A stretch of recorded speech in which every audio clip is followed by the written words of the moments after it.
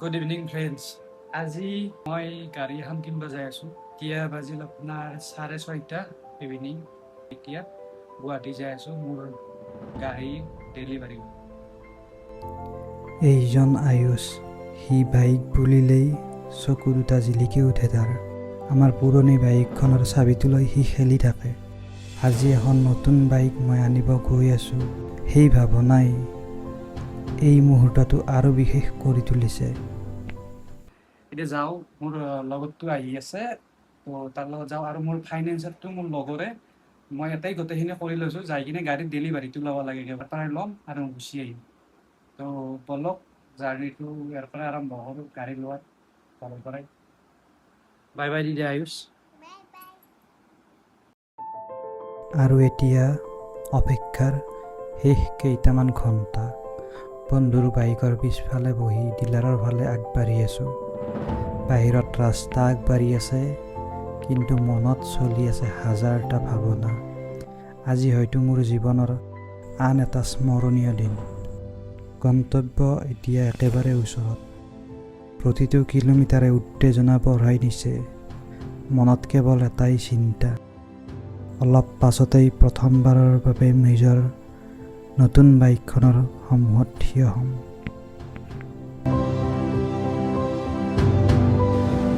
অৱশেষত আহি পালোঁ।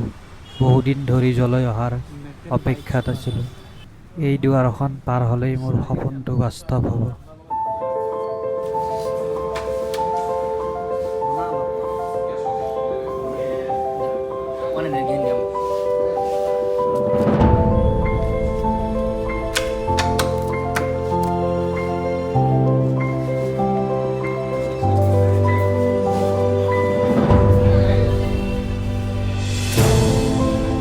আৰু কি আছে খুবেই আছে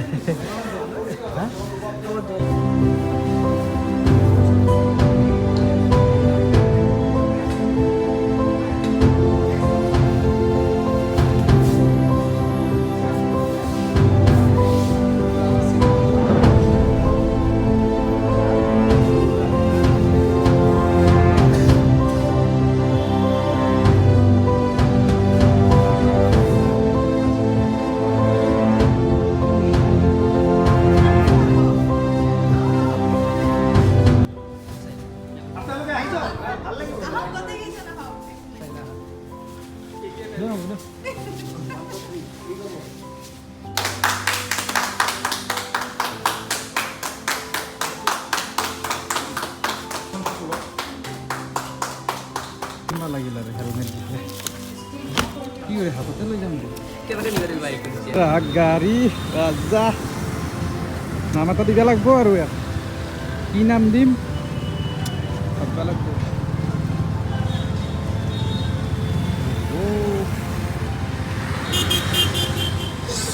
চকু মিলা যাই থাকোঁ আৰু ঘৰত লাগি ঘৰত যাই কি কি কৰিব লাগে তেলটো ভৰাই লওঁ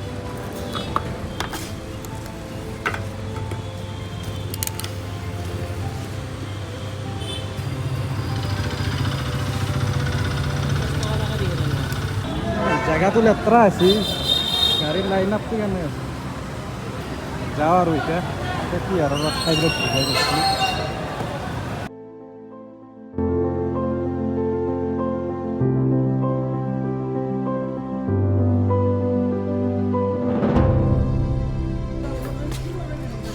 ঘৰৰ কাৰণে মিঠাই লৈ ল'লোঁ অলপ। ৰেডি হৈ আছে গাড়ী ৱেলকাম যা চাগৰ ফালে আছোন আয়ুষ ৰেডি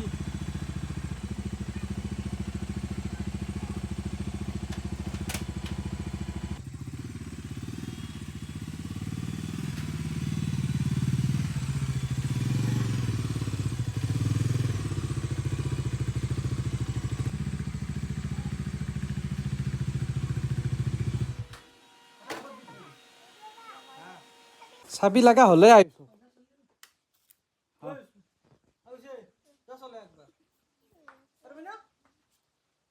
চলাব পাৰিবি নে নাই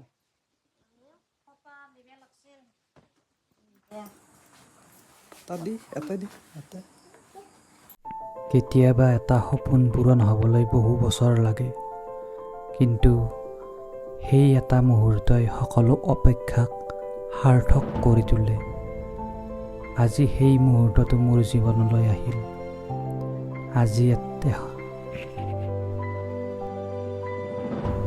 আজি এখন নতুন বাহিত নহয়, এটা নতুন যাত্ৰা আৰম্ভ হ'ল। ইয়াৰ লগতে থাকিব বহু স্মৃতি, বহু পথ আৰু বহু নতুন কাহিনী।